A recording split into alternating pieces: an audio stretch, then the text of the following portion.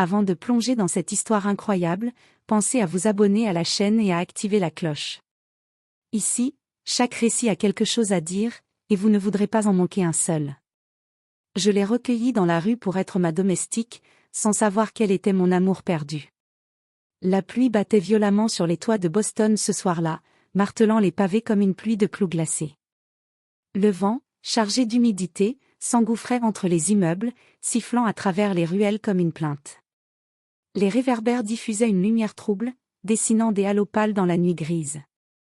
En sortant d'une longue réunion d'affaires, Andrew Carter, PDG de l'une des plus grandes sociétés immobilières de la ville, rabattit le col de son manteau sur sa nuque.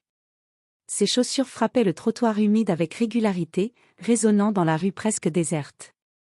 Il pressait le pas vers sa voiture garée à quelques mètres, impatient de rentrer dans le silence impeccable de sa maison vide. C'est alors qu'il la vit. Une silhouette immobile, recroquevillée contre le mur décrépit d'un vieux bâtiment abandonné. La pluie ruisselait sur ses épaules maigres, imbibant jusqu'au tissu élimé de son manteau. Ses bras enserraient un petit sac de toile, comme si ce modeste objet contenait tout ce qui lui restait au monde. Ses cheveux, collés par l'eau, tombaient sur son visage, masquant ses traits. Andrew ralentit instinctivement. Il n'était pas du genre à s'arrêter pour les inconnus. La prudence et une vie d'affaires l'avaient habitué à garder ses distances. Mais il y avait, dans cette posture, quelque chose qui le retint. Une fragilité qui n'avait rien de vulgaire, un mélange d'abandon et de dignité muette. Il s'approcha, le bruit de ses pas se mêlant au martèlement de la pluie. « Vous allez attraper la mort ici », dit-il d'une voix ferme mais pas dénuée de chaleur. La jeune femme releva lentement la tête. Ce fut bref, mais suffisant pour qu'Andrew ressente un frisson qui n'avait rien à voir avec le froid. Ses yeux ? Il les avait déjà vus quelque part. Une impression fugace, comme un souvenir qu'on effleure du bout des doigts sans parvenir à le saisir. Mais il mit cette sensation sur le compte de la fatigue et du poids de la journée. Elle ne répondit pas tout de suite. Ses lèvres tremblaient, comme si sa voix avait oublié comment exister. Finalement, dans un souffle à peine audible, elle murmura. « Je vais bien. » Une affirmation qui sonnait faux, presque douloureuse à entendre. Ses doigts se crispaient sur le sac qu'elle serrait contre elle, comme si lâcher prise signifiait tout perdre. Andrew jeta un regard autour d'eux, pas un taxi, pas un passant. La pluie redoublait, trempant sa propre veste. Après quelques instants d'hésitation, il dit d'un ton mesuré. « Venez. Je ne vous laisse pas rester ici. J'ai besoin d'une aide à domicile, si ça vous intéresse. » C'était vrai. Depuis son divorce, sa maison semblait plus vaste, plus vide, et il avait songé à embaucher quelqu'un. Mais au fond, il savait que ce n'était pas uniquement pour combler ce manque pratique qu'il lui tendait la main. Elle hésita, ses yeux passant de son visage à la rue, comme si elle cherchait encore une échappatoire. Puis, vaincue par l'épuisement qui se lisait dans chaque trait de son visage, elle hocha la tête. « D'accord. » Andrew retira sa propre écharpe pour la poser sur ses épaules. Elle le suivit, ses pas glissant légèrement sur le trottoir trempé, sans se douter que cette rencontre allait bouleverser le cours de leur vie. Elle s'appelait Helena. Du moins, c'est ainsi qu'elle se présenta, d'une voix douce, presque effacée, comme si ce prénom n'était pas vraiment le sien mais un manteau emprunté pour se protéger. Elle ne parlait jamais de son passé, éludant habilement les questions par un sourire poli ou un changement de sujet. Ses journées se déroulaient dans un silence ponctué par le léger froissement des draps qu'elle changeait, le cliquetis des assiettes qu'elle rangeait, et le murmure de ses pas sur le parquet ciré. Elle travaillait avec méthode, mais sans ostentation.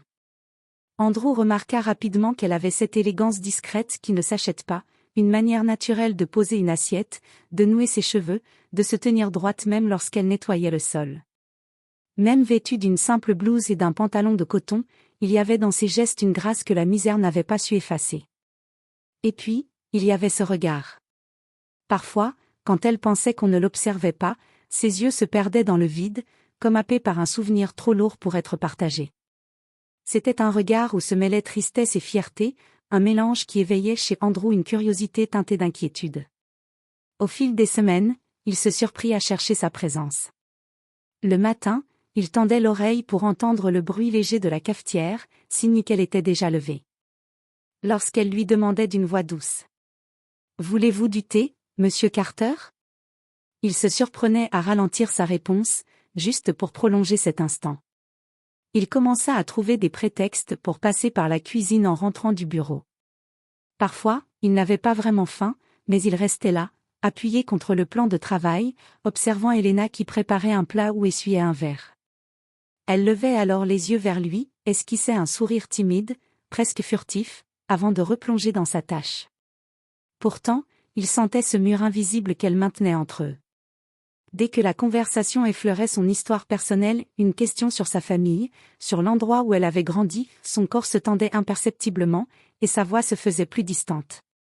On aurait dit que chaque mot pouvait être une fissure dans la carapace qu'elle s'efforçait de garder intacte. Et Andrew, bien qu'il ne comprît pas encore pourquoi, avait l'intuition que derrière ce silence se cachait un monde brisé, et peut-être un secret capable de changer leur vie à tous les deux. Un soir d'hiver, alors que la neige commençait à tomber en fins tourbillon derrière les grandes baies vitrées, Andrew descendit au salon après avoir travaillé tard dans son bureau. Il comptait se servir un verre de whisky, mais s'arrêta net sur le pas de la porte. Helena était là. Assise sur le banc du piano, dos droit, les mains posées sur ses genoux. Elle fixait les touches comme si elles contenaient un secret qu'elle n'osait plus toucher. Après un long silence, elle avança lentement les doigts et effleura l'ivoire. Les premières notes, hésitantes et fragiles, se glissèrent dans la pièce comme un murmure du passé. Andrew sentit son souffle se bloquer. Cette mélodie, elle le transperça comme un éclair, ramenant à lui un souvenir qu'il croyait enfoui, une soirée d'été à Charleston, 6 ans plus tôt, dans un petit bar aux lumières tamisées. Une femme jouait exactement ces notes, riant de ce rire clair et contagieux chaque fois qu'il se trompait en essayant de l'accompagner à la guitare. Elle portait une robe bleu nuit, et ses yeux pétillaient de cette intensité qui l'avait marquée au fer rouge. Cette femme, c'était Grace. Son premier amour. Celle qui avait disparu du jour au lendemain, laissant derrière elle une plaie béante qu'aucune autre n'avait jamais refermée. Il la fixa, le cœur battant si fort qu'il avait peur qu'elle l'entende. Les traits d'Helena semblaient identiques, mais plus fins, plus fatigués, comme sculptés par les épreuves. Pourtant, il y avait dans sa posture, dans la douceur de ses gestes, quelque chose d'indéniablement familier. Était-ce possible? Était-ce vraiment elle? Il ne dit rien. Pas ce soir-là. Il resta dans l'ombre, écoutant jusqu'à la dernière note, avant de reculer silencieusement. Le lendemain, incapable de chasser ce doute obsédant, il demanda à son avocat de vérifier ses papiers. La réponse arriva plus vite qu'il ne l'avait imaginé. Et ce qu'il découvrit le bouleversa. Helena n'existait pas. Du moins, pas officiellement. Son vrai nom était Grace Whitmore. En creusant, Andrew apprit toute l'histoire. Quelques années après leur séparation forcée, Grace avait été accusée de détournement de fonds dans l'entreprise où elle travaillait. Une accusation injuste, montée de toutes pièces. Elle avait été trahie par une amie proche, utilisée comme bouc émissaire. Les médias locaux s'étaient emparés de l'affaire, la salissant sans preuve. En quelques semaines, elle avait perdu son emploi, son logement, et sa réputation. Par honte, et surtout pour ne pas lui imposer ce fardeau, elle avait quitté la ville sans prévenir, se coupant de tout ce qui pouvait la rattacher à son ancienne vie. Depuis, elle survivait de petits boulots précaires, dormant parfois dans des foyers, parfois dans la rue. Andrew referma le dossier, le cœur serré. Elle n'était pas seulement la femme qu'il avait aimée. Elle était aussi la femme que le monde avait injustement brisée, et qu'il avait retrouvée par hasard, au bord du gouffre. Ce soir-là, la maison baignait dans une douce lumière dorée, diffusée par les suspensions de la cuisine. L'odeur d'un ragoût mijotant emplissait l'air. Andrew entra sans bruit, ses pas amortis par le parquet. Helena, ou plutôt Grace, était penchée au-dessus du plan de travail, concentrée sur sa tâche. Une mèche de cheveux s'était échappée de son chignon et glissait le long de sa joue. Elle coupait des légumes d'un geste précis, inconsciente de sa présence. Il resta un instant immobile, à l'observer. Tant de fois, ces dernières semaines, il avait voulu lui parler, mais ce soir, il ne pouvait plus attendre. Il s'avança doucement. Sa voix, grave et maîtrisée, brisa le silence. « Pourquoi tu ne m'as rien dit, Grace ?» Elle se figea, comme frappée par un éclair. La cuillère qu'elle tenait lui échappa des mains et heurta le sol dans un bruit métallique. Elle se tourna vers lui, les yeux écarquillés, le souffle court. Et soudain, ses pupilles se remplirent de larmes, comme si la digue qu'elle maintenait depuis des années venait de céder. Je ne voulais pas que tu me voies comme ça, balbutia-t-elle, la voix brisée. Pas après tout ce que nous avions partagé. Andrew s'approcha encore, lentement, comme pour ne pas l'effrayer. Lorsqu'il fut à portée, il prit ses mains dans les siennes, sentant leur froid et leur fragilité. Il plongea son regard dans le sien, y cherchant la femme qu'il avait connue autrefois. Tu aurais pu tout me dire. Je n'ai jamais cessé de t'aimer. Elle baissa la tête, incapable de soutenir son regard. Mais au coin de ses lèvres, un sourire timide naquit, hésitant comme une flamme fragile dans le vent. Les murs qu'elle avait érigés autour de son cœur commençaient à se fissurer. Les jours suivants, Andrew se lança dans une croisade pour lui rendre son honneur. Grâce à ses relations et à ses moyens, il remonta la piste de l'affaire qu'il avait détruite. Les preuves oubliées, les témoignages bâillonnés, tout refit surface. La vérité éclata au grand jour, Grace avait été victime d'une machination. Cette fois, les journaux ne la déchirèrent pas.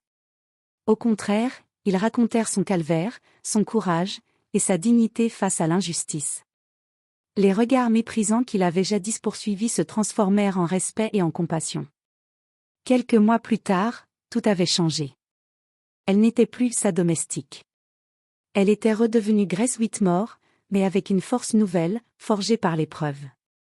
Un soir, lors d'un dîner intime à la lueur des bougies, Andrew glissa une petite boîte dans sa main. Elle l'ouvrit, découvrant une bague aux reflets discrets mais élégants. Cette fois, je ne veux plus jamais te perdre, dit-il, la voix vibrante d'émotion. Grace le regarda longuement.